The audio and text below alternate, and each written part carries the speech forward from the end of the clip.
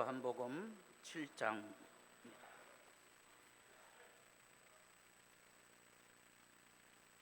요한복음 7장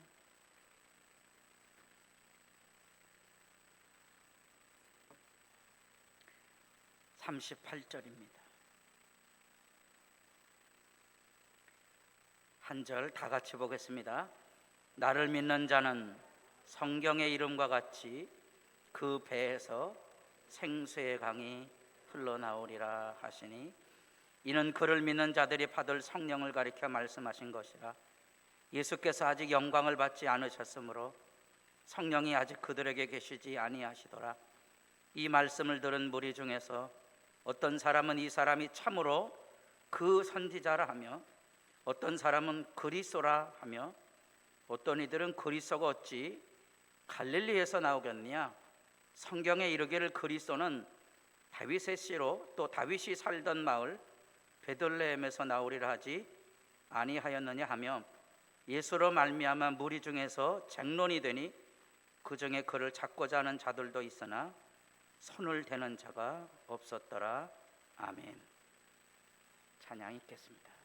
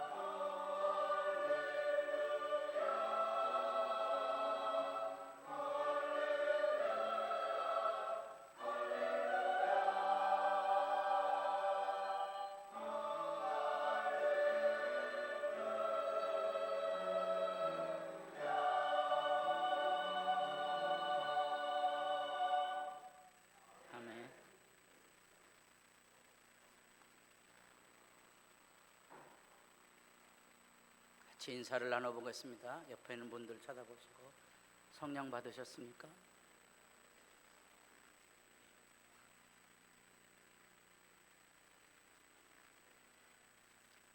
뭐라 그럽니까? 질문했으면 대답을 하셔야지. 그래서 자나깨나 사람 조심하며 사셔야 됩니다. 어떤 사람에게 그 인사를 했다가 죽을래? 그럴 수 있습니다. 그런 사람 옆에는 앉지 마셔야 됩니다. 서울에 있는 교회는 많습니다. 성령 받았는가? 성령 받아야 믿음의 증인이 되는 거지. 사람들이 교회를 다니면 예수를 믿는다고 생각합니다. 교회 안에서 예수 없다고 말하는 사람이 얼마나 많은지 모릅니다. 많아요, 여러분. 예배 시간에 하나님께 영광이 되지 못하는 예배 시간을 통하여 하나님 없음을 내가 사람들에게 보여주는 거거든요. 아까 우리 성가대 찬양을 들었습니다. 무슨 생각이 들었는가 하니, 여러분도 찬양을 부를 수 있고 목이 메도록 부를 수 있는 노래가 있는가? 기도하고 있습니다. 언젠가 요즘 잘 나가는 방탄소년단 그 중에 한 친구를 좀 만나야 되는데 하천에 한번 와달라고. 그 친구는 여기서 공연하고 우리 성가대는 여기서 공연을 합니다. 누구 박수 소리가 클까요? 뭔 말인지 잘 모르시는가 봐. 어느 목사님이 자기 교회 청년회장이 40도 넘었는데 20살 감 넘은 처자를 데리고 와갖고서 뭐라 그랬다고요? 결혼주를 해줬으면 좋겠습니다. 목사님이 이게 무슨 도둑놈 아니야 이게. 청년회장 이러면 되겠어. 그런데 얘기를 들어봤다 그랬죠. 왜? 자기가 나이 많이 먹은 처자를 만나보니까 고맙고 감사한 말이 없다는 거예요. 짜장면이나 삼계면 어디 가면 맛있는 짜장면 있는데 이런 얘기는 하고 앉았는데 이 자매는 싸구려 짜장면집에 가도 너무 맛있다고, 고맙다고, 감사하다고 해. 누구하고 살아야 되죠? 목사님 할 말이 없는 거예요. 여러분, 믿음을 가지고 있습니까? 믿음이라는 것은요, 성령이 흐르는 거예요. 성령이 흐르지 않는 것은 믿음이 아닙니다. 오늘 그 얘기에 대한 여러분의 이제 대답이 필요합니다. 증언해 보라는 거예요. 이르되 너희가 믿을 때 성령을 받았느냐? 이르되 아니라 우리는 성령이 계심도 듣지 못하였노라. 사도행전 19장의 특별한 상황에 대한 얘기지만 오늘날의 많은 교인들이 성령의 역사에 대해서 말을 못하는 거예요. 경험이 없어요.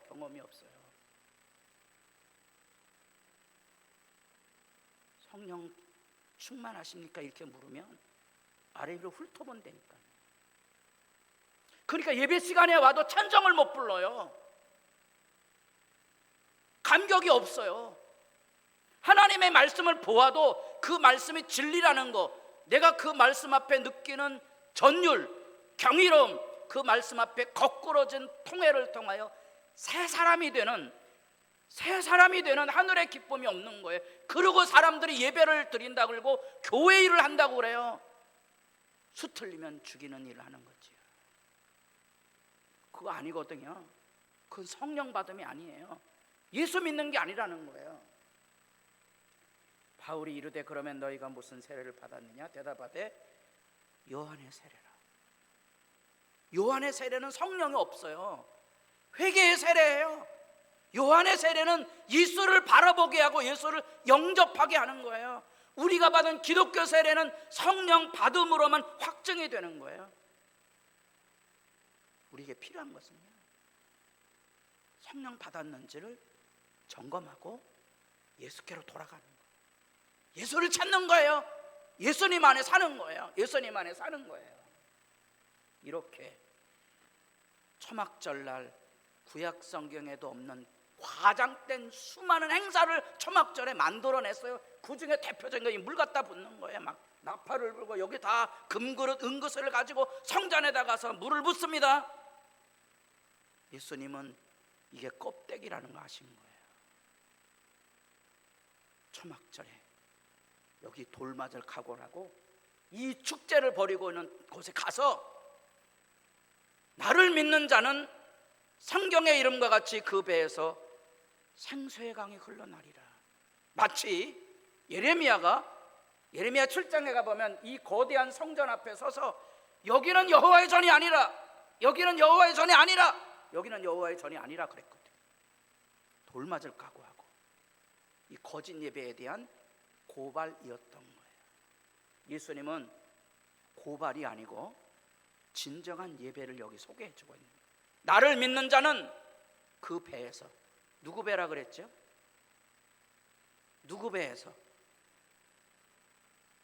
요한복음은 예수님의 십자가 사건을 소개하며 독특하게 19장에 로마 군병이 예수님의 옆구리를 찔러니 뭐가 나왔더라?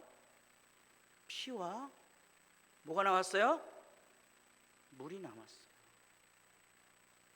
재밌는 거는 한 의사는 그걸 보고 예수님은 심장마비로 죽였을 거라고 추측을 하는데, 왜냐하면 그건 과학적인 사실만 보는 거예요. 그러나 여기 요한복음 7장 38절과 19장의 말씀을 보면 배에서, 그 배는 예수님의 배죠. 예수님의 심장이 찢어져서 물과 피를 흘리신 구원의 은혜고, 그 배는 내 배여야죠. 내 배. 내 배가 어디 있죠? 여기 있는 게 아니고요. 마음의 마음 배는 내 마음의 생각과 정서가 이루어지는 그 중심에 생수의 강이 흘러넘친다는 그 말은 예수님의 피 흘리심을 통하여 내 안에는 모든 욕망, 내가 가지고 있는 모든 상처와 미움과 아픔이 다 썰려가서 하나님 앞에 감사하고 기뻐하고 즐거워하는 삶을 살 수 있도록 하는 성령의 생수의 강에 대한 얘기인데, 요한복음 7장에는 그 얘기를 아직 예수님께서 영광을 받지 아니하셨으므로 아직 십자가와 부활을 통하여 성령이 부어지는 때가 이르지 않았기 때문에 사람들이 성령을 깨닫지 못함을 여기 소개해주고 있는 거예요. 이 사건은 사도행전 2장에 가면 나와요.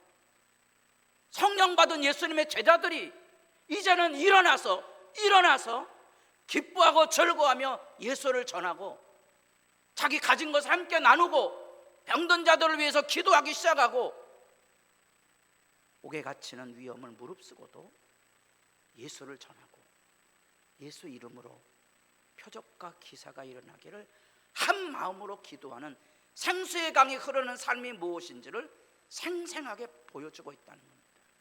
오늘날 교인들이 예배당에 앉아있지만 예수를 믿지 못하는 이유가 뭡니까? 성령의 흐르는 역사에 대하여서 관심이 없는 거예요. 세상의 탐욕이나 세상의 쾌락에 길들여져서 성령 안에 있는 삶을 찾지 못하고 알지 못하고 그 증인들도 없어져 버린 거예요. 거대한 첨탑을 가지고 있는 교회당과 웅장한 오케스트라 그 안에 아멘 할렐루야로 일어나는 그 삶의 현장 안에 실제는 배에서 생수의 강이 흐르는 요한복음 4장에 나타난 세상에 버림받은 여인으로서 한낮에 물을 길러 오는 사람들의 눈을 두려워하고 사람들의 손가락질 받는 이 여인이 예수를 만나자 자기를 좋아하지도 않고 자기를 환영하지도 않고 자기를 알아주지 않는 동리로 돌아가서 내가 예수를 만났다고 사람들을 예수에게로 초대하는 그것, 그 기쁨, 그 감격이 생수의 강이에요. 그게 바로 예수 믿음인 거예요. 성령 받으셨습니까? 하는 질문 앞에 내가 대답해야 될 믿음의 책임이 있는 거야. 성령이 내 안에 날로 새로운가? 그래서 예수 복음은 회개예요.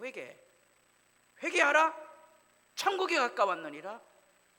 그러니 주 예수를 믿고 성령을 받으라. 그게 예수 복음이에요. 교회는 다니지만 예수 믿음에 이르지 못하는 거예요. 예수는 과거에 한번 믿는 게 아니고 지속적으로 주님 올 때까지 믿는 거예요. 생수의 강이 흐르는 하늘의 기쁨과 은혜와 사랑을 가지고 하나님 앞에 이르는 거예요.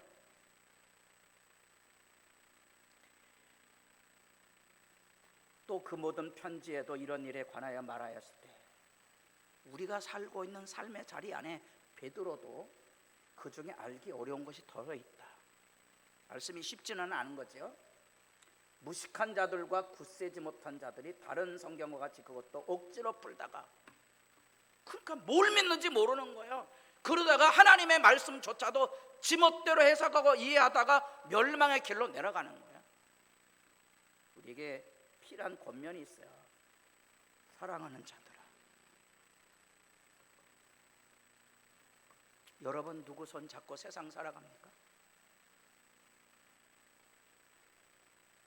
세상 사람 다 떠나가도 예수 여기 계시면 찬송하고 감사하고 기뻐할 수 있어요.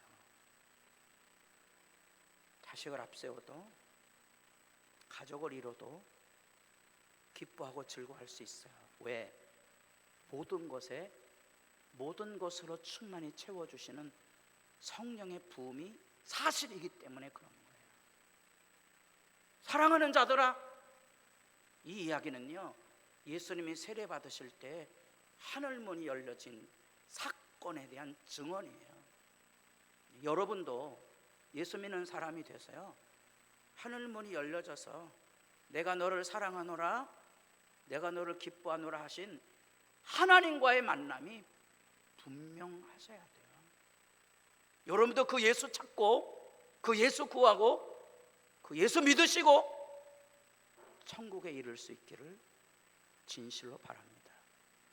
예배당에 오고 가지 마시고 예수 믿으십시오. 그 이야기입니다. 너희가 이것을 미리 알았은즉 무법한 자들의 미혹에 이끌려 굳센 데서 떨어질까. 교회는 다니지만 믿음이 없어요. 미끄러도 넘어지는 거예요. 엎어지는 거예요. 오직 우리 주 곧 구주 예수 그리스도의 은혜와 그를 아는 지식에서 자라가라. 여러분, 성령의 충만함은 예수 믿는 순간에부터 흘러넘치는 하나님의 은혜의 강수여서 이거는 메마르지 않습니다. 메마르다면 내가 하나님에게 자꾸 세상으로 돌이키는 거예요. 충만함이라는 것은 날마다 새롭게 하시는 하나님의 은혜 안에 일어서는 거예요. 그게 충만함이에요. 그게 날로 새로운 거예요. 모자람이 없는 거예요. 처음 믿을 때나 지금 믿을 때나 예수 만나는 일에 행복이 있는 거예요. 처음 내가 내 아내를 만났을 때 느꼈던, 내가 처음 결혼할 때 누렸던 행복은 지금도 50년이 지나도 동일한 거예요. 내가 이전에 예수 믿고 예배하던 그 감격, 내가 주님 앞에 임직을 받아서 충성해 갔다고 약속했던 그 진실이 지금도 변함이 없어야 되는 거예요. 그게 충만함이에요. 그 배에서 생수의 강이 흐르는 거지. 그리스도의 은혜와 그를 아는 지식에서 자라가라. 이 성령의 충만 이외에도 하나님께서 우리에게 때를 따라 필요한 대로 하늘 문을 여시고 예수님께서 직접 부어주시는 성령의 부으심이 있어요. 그게 능력으로 나타나기도 하고 감격적인 사건으로도 나타나는 성령의 세례 개념이 있어요. 성령에 충만하시고요, 성령의 부으심의 경이로움 앞에 서셔야 됩니다. 이 성령의 부으심의 경이로움을 여러분들이 한 사람 한 사람이 경험하기 시작하면 교회가 부흥이 일어나는 거예요. 원래 없었는데요,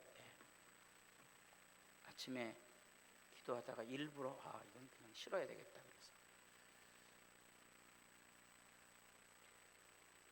수학 공부를 좀 해야 될 것 같습니다. 옆에 사람 얼굴 보시고 치매 걸려. 재밌으세요? 재미없으세요? 졸리세요 이거 보면? 근데 졸린 걸 제가 왜 갖다 놨을까요? 이게 뭔고 하니 이 수학에다 여기다가 숫자를 기입하면 두 사람이 이혼할지 안 할지 94% 확률이 있다는 수학 공식이에 따라해 보겠습니다. 별짓 다 한다. 그렇죠? 그러니까 이 가트만이라는 사람은 부부간의 대화를 15분 이렇게 관찰을 해서 수많은 부부들을 탐구를 해보니까 이 부부는 앞으로 10년 안에 이혼할 가능성이 94%. 이게 점수로 나온다는 거예요. 그 여러분 우습게 보이죠? 왜? 우리는 안 믿는 거예요. 요즘은요 여러분 그 의학이 발달이 돼갖고 여러분의 피를 통하여 이 사람이 10년 후에 당뇨병에 걸릴 확률이 90%라는 진단을 지금 하고 있어요. 여러분들이 뇌 사진을 찍으면 여러분들 앞으로 10년 안에 뇌출혈 같은 뇌병변이 있을지 치매가 올지를 추측하는 데이터가 지금 작성되고 있어요. 어려운 얘기 아니에요. 그럼 이 데이터의 핵심은 이게 어려운 게 아니고요 5대1 법칙이라 그래요. 옆에 사람 얼굴 보시고 사랑합니다. 옆에 사람 보세요. 저 보지 마시고. 그런데 이 옆에 사람 얼굴을 보고 5가지 감사하고 1가지 마음에 안 들면 정상적인 관계고요 5가지 즐거움이 없고 1가지 나쁜 게 기억이 숫자가 많아지면 그 관계는 깨진 관계라는 거예요. 5대1의 법칙이에요. 내가 내 아내에게 하는 말에 사랑스러우고 기쁜 말이 5번, 그렇지 않고 못마땅한 게 1번이면 건강한 관계고요 이 균형이 깨지면 망가지는 거예요. 여러분들이 교회 안에 들어와서 만나면 행복한 사람이 5명 있고 왠지 좀 안 만났으면 좋겠다는 사람이 1명 있으면 복 있는 신앙생활, 교회생활 하는 거고요 이 숫자가 안 맞는 사람들은 막 가는 사람이에요. 이 이야기를 하는 거예요. 5대1의 법칙. 다시 말하면 여러분의 지금 매일의 일상 안에 언어가, 제가 3주 전에 우리 노인내과 아산병원의 젊은 전문의가 우리의 노년 안에 오랫동안 고통하다가 병에 걸려서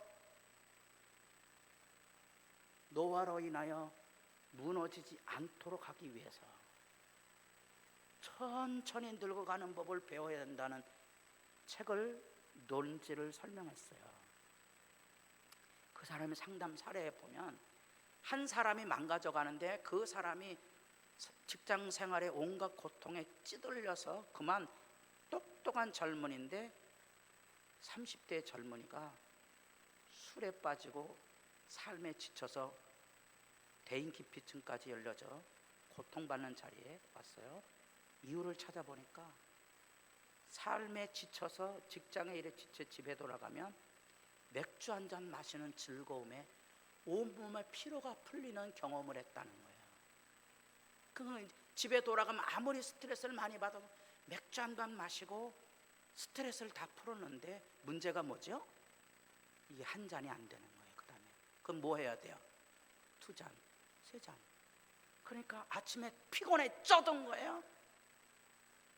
망가져 자기에게 왔어요. 이 사람이 행해준 교훈 중에 하나가 뭔가 하니, 당신이 왜 맥주 안에 즐거움을 경험했는지 살펴보고 생각해보라. 갈증이다, 갈증. 그러니까 갈증을 채워져 느끼는 쾌감이 내 뇌리를 지배하니까 집에 가기 전에 시원한 음료를 먼저 한 잔 마시면 쾌감, 맥주 한 잔 마셨던 술에 중독에 의지했던 삶에서 벗어날 수 있어요. 한 가지 가르친 거예요. 물 마세요? 물 마시세요. 그 한 가지 가르쳤는데 사람이 달라진 거예요. 왜? 사람이 쾌락에 끼들어졌던 삶에서 벗어난 거예요. 놀라운 건 몇 달 안에 그 질고로부터 변화가 일어나는데 이 의사가 놀란 거예요. 이 우리의 병든 쾌락,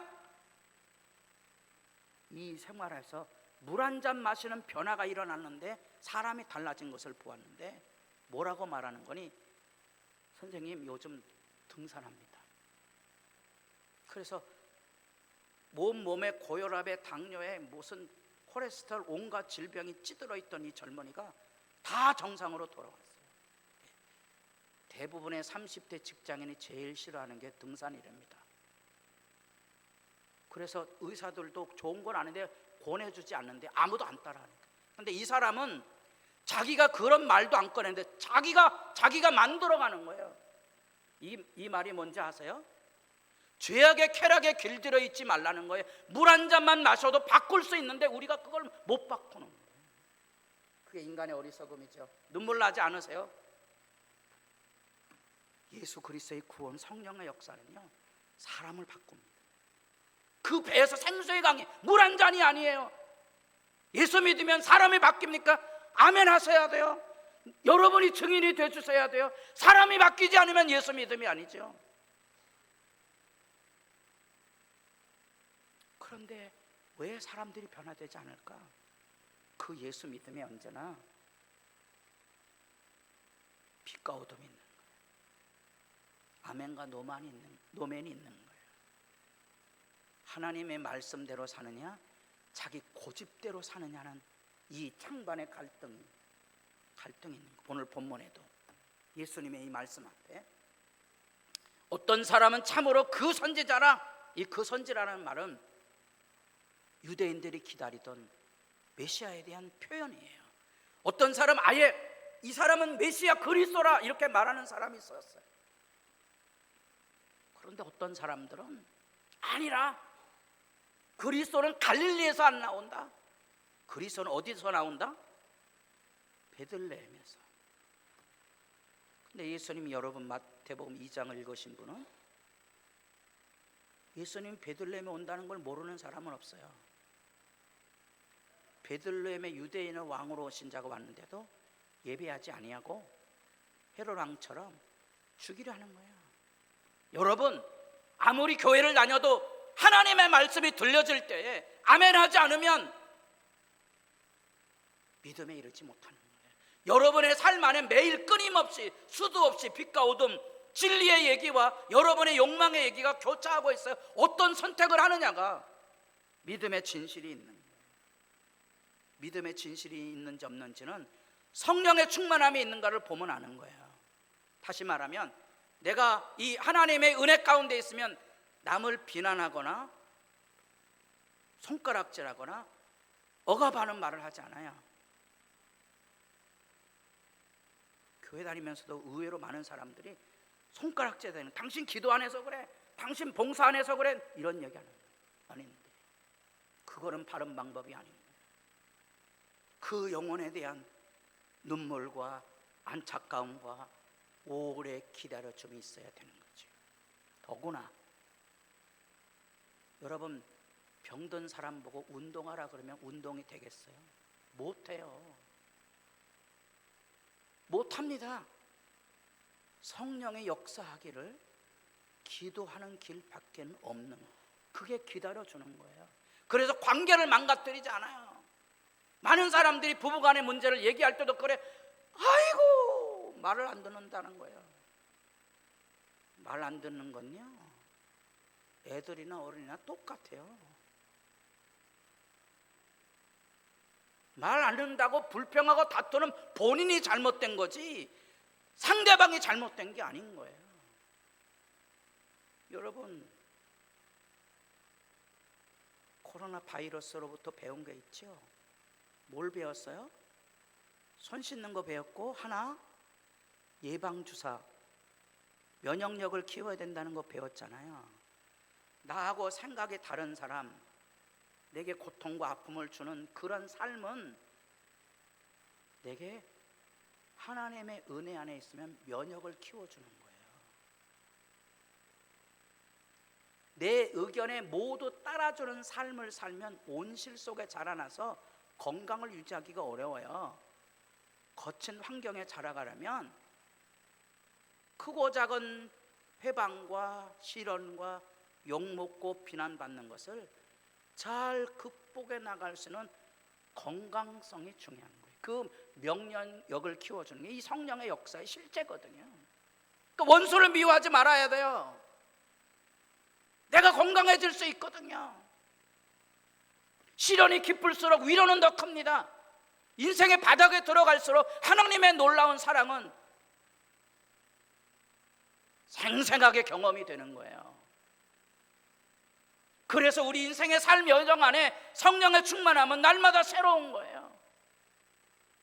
찬방양론이 있을 때 여러분 믿음을 세워가는가를 살피셔야 돼요.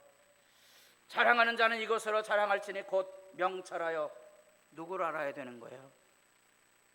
여호와를 알아가는 거예요. 이게 예레미야 얘기거든요. 예레미야는 이스라엘 백성이 범죄했다면 대가를 치러야 돼요. 뭐 해야 돼요? 포로로 끌려가야 되는 거예요. 아우성치지 말아야 돼요. 범죄해놓고 포로로 끌려갈 때 왜 하나님이 우리를 버리셨나? 그렇게 말하면 못 견디는 거예요. 우리가 잘못해서 나라를 잃어버렸구나. 알아야 하는 거예요. 알면 견뎌낼 수 있어요. 모르니까 못 견뎌내는 거예요. 명철하여 나를 아는 것과 나 여호와는 사랑과 정의와 공의를 땅에 행하는 자인 줄을 깨닫는 거예요. 여러분, 사람은 터지지 않으면 못 배우고요. 비참한 게 뭔지 아세요? 터지고도 못 배우는 거예요. 예레미야의 눈물을 아세요? 이스라엘 백성이 말했거든요. 포로로 끌려가 항복해야 됩니다. 저는 우리로 얘기하면 친일파라고 나라 망하는 재수없는 말을 한다고 가뒀지만 아니요, 나라가 망했거든요. 정말로 포로로 끌려갔거든요. 나를 아는 거, 깨닫는 거. 예레미야는 포로로 끌려갈 뿐 아니라 70년 만에 다시 돌아올 것을 이야기해 주고 있거든요. 주의 말씀에 서셔야 돼요.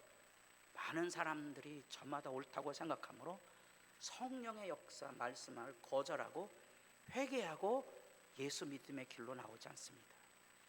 재미난 것은 스탠튼 서머라는 사람이 50년 동안 범죄자들을 임상 점검을 하면서 느낀 결론이 책자로 발간이 됐어요. 범죄자의 심리라는 책인데요, 범죄자는 자신의 잘못보다 타인을 탓하고 차별당하지 않았는데도 불구하고 차별당했다고 주장한다. 결론, 모든 범죄자는 자신을 좋은 사람이라고 생각한다. 옆에 사람 얼굴 보시고 좋은 사람이에요? 그 사람은 범죄자일 가능성이 높다는 거죠. 저는 이런 글을 읽으면 막 경기를 해요. 경기. 예수 믿으셔야죠. 그래야 회개하거든요. 예수 안 믿으면요, 예수 안 믿으면 회개가 없어요. 크게 눈물 나셔야 돼요. 왜 눈물이 나냐 하는 거예요. 히브리 기자 얘기예요. 우리가 간절히 원하는 것은 너희 각 사람이 동일한 부지런을 내어서 뭐라고요? 기업으로 받는 자들을 본받는 자가. 뭔 말인지 아셔야 돼요. 여러분, 예수 믿다가 마지막 날 우리 모두가 다 천국에 가야 하거든요. 아멘 안 하시네. 줄 세울까요? 이런 사람 오지 말라고? 아니에요. 모두가 천국에 이르러야 되고요. 여러분, 우리에게 어떤 재난이나 시련이 올지 몰라요. 중요한 것은요, 여러분이 그 누군가 만나도 행복했다고 말해줄 사람들이 있어야 되는 거예요. 그게 그리스도인이에요. 그래서 요한복음은 그 마지막에 결론을 그렇게 얘기해요. 너희는 믿음 없는 자의 길로 자꾸 가지 말고 믿는 자의 길로 가라. 눈에 보이지 않는다고 생각하지 말고 눈에 보이는 것처럼 분명히 하나님이 날 사랑하신다는 사실을 하나님의 말씀으로 붙들고 복되기를 초청하고 있습니다. 행복한 그리스도인이기를 진실로 바랍니다. 기도드리겠습니다. 아버지여, 우리를 깨우사 그 배에서 생수의 강이 흘러넘치는 사람, 그 예수 믿음을 증언하는 사람으로 주의 백성들을 하나님 앞으로, 십자가 앞으로, 말씀과 기도의 경건 앞으로 불러 세우게 하시고 예수 믿고 성령 받게 하시며 성령의 충만함을 날로 새롭게 누리며 살게 하옵소서. 예수님의 이름으로 기도드립니다. 아멘.